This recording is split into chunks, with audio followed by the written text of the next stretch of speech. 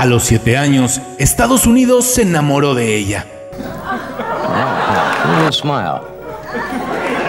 They're really growing, aren't they? A los 9, ya servía copas a los amigos de su madre. A los 12, Hollywood la metió en una lista negra de la que decían que nadie regresaba. La historia de Drew Barrymore no es un cuento de hadas, es una película de terror psicológico donde el monstruo era su propia vida. Hoy la ves luminosa, dueña de las mañanas en televisión, pero para llegar ahí, Drew tuvo que atravesar pasajes tan oscuros que la mayoría no hubiéramos sobrevivido. Este es el primer video del 2026. Hoy, en Texto y Labia, no vamos a hablar del éxito superficial, vamos a hablar de cómo se conquista el mundo cuando empiezas desde el subsuelo. Texto y Labia, el análisis que te hace pensar. It's nice to meet you. Nice to meet you too. I've been waiting all my life to meet you and I finally... Imagina esto. Tienes 9 años, deberías estar durmiendo con un oso de peluche. En cambio, estás en el baño de un club nocturno rodeada de humo. Drew no tenía hora de dormir, tenía hora de salir. Su padre, una leyenda del cine, era un fantasma violento y alcohólico. Su madre, Jade, no quería ser su mamá, quería ser su mejor amiga de fiesta. Y en esa inversión de roles, Drew se convirtió en la cuidadora de su propia madre. Algo parecido a lo que Liza Minnelli vivió con Judy Garland. La cocaína no llegó para divertirse, llegó para anestesiar el pánico. That first glass of champagne, how old were you then? I was 8 when that happened, but the next time I had a drink was when I was 9. Just any money I would get, I would spend it on drugs. Drew confesó, me sentía un fenómeno de circo. Si tomaba drogas, al menos me sentía parte de la tribu. Era una niña disfrazada de mujer, buscando desesperadamente que alguien, quien fuera, la cuidara. Pero nadie lo hizo. El colapso fue inevitable.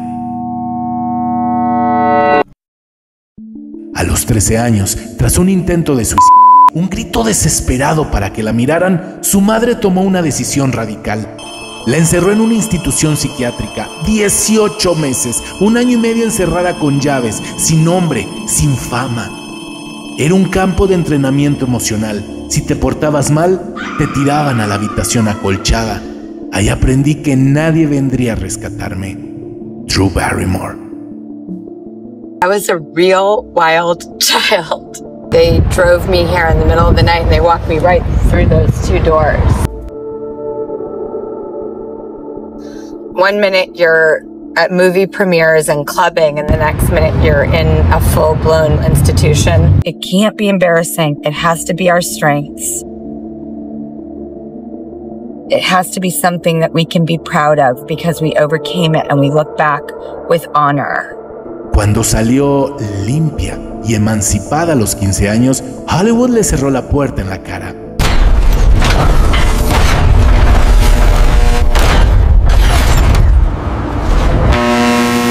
Estás gorda, estás loca, eres un riesgo, le dijeron los productores.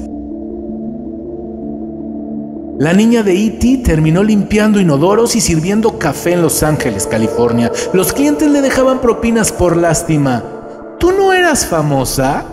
Esa humillación fue la semilla de su imperio.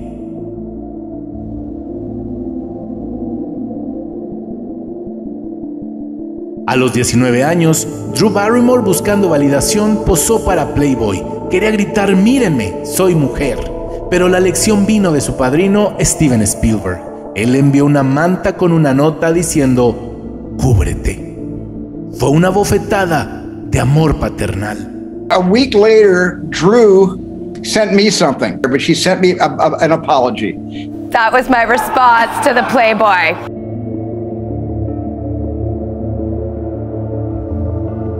Drew entendió que no necesitaba desnudarse para ser vista, necesitaba vestirse de poder y decidió dejar de esperar a que la contrataran, decidió contratarse a sí misma. Aquí empieza la magia. Si Hollywood no le daba papeles, ella los crearía. Fundó Flower Films y se convirtió en una de las productoras más jóvenes y poderosas de la industria. Su primera jugada maestra, Scream. Todos querían que fuera la protagonista que sobrevive, pero ella dijo, no, mátenme en la primera escena. Sabía que eso impactaría al mundo y tuvo razón.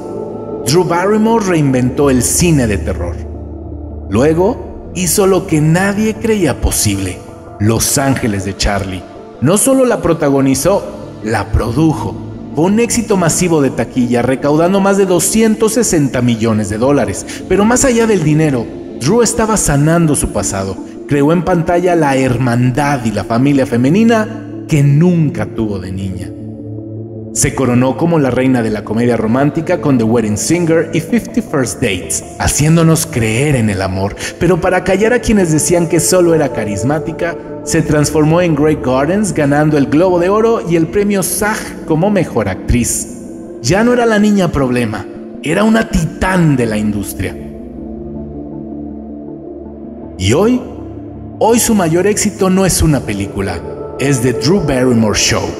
No es solo un programa de televisión, es su salón de casa. Ahí, Drew ha reinventado el formato del talk show. No juzga, no ataca, se arrodilla, escucha, llora con sus invitados. Ha logrado lo imposible, convertir la televisión, un medio frío, en un abrazo cálido.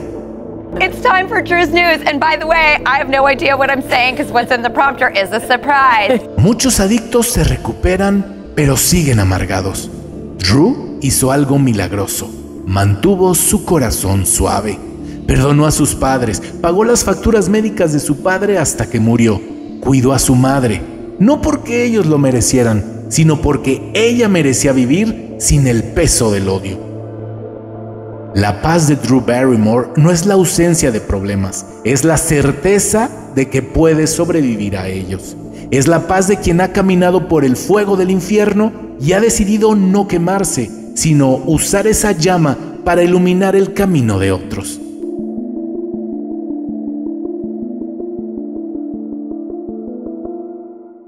My mom was always on the telephone, you know.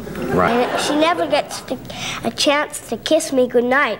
Ring, ring. Yeah. Estamos iniciando el 2026. Quizás sientas que has cometido errores imperdonables. Quizás te sientas rota, roto. Pero recuerda esto. Drew Barrymore estaba limpiando baños a los 15 años después de ser ultra famosa, siendo la burla nacional. Hoy, ella es una de las mujeres más amadas y poderosas del planeta. No importa cuán oscuro sea tu inicio, tu final no está escrito. Si ella pudo reconstruirse, tú también puedes. Yo soy Emanuel Moreno. Esto es Texto y Labia. Feliz 2026. Feliz renacer.